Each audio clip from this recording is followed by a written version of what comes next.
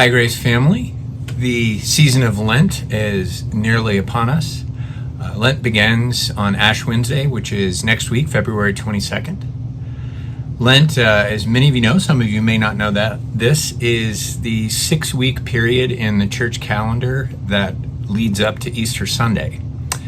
And historically, it is patterned after Jesus' 40 days in the wilderness in the Gospels.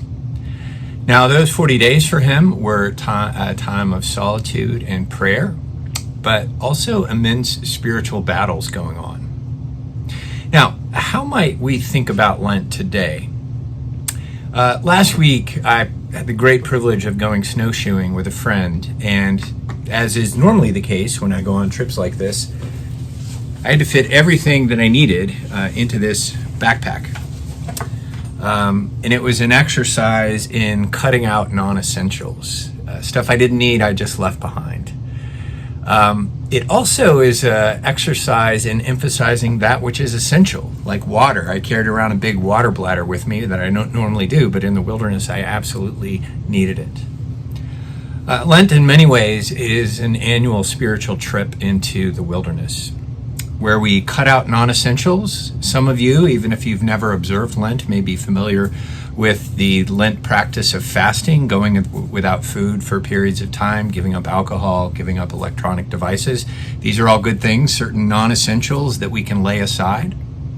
But also, it is a time to emphasize essentials.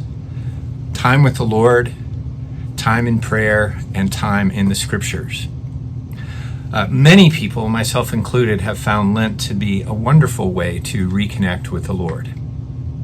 Now, there are two ways that we are hoping to help our congregation observe Lent this year.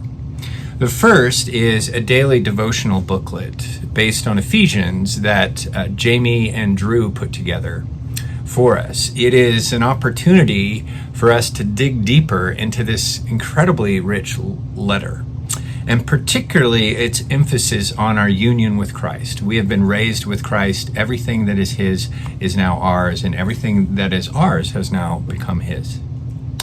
So that's going to be one resource. And in addition, Lynn has put together resources for households with kids middle school and younger that will help the younger members of our congregations and their families experience a meaningful Lent.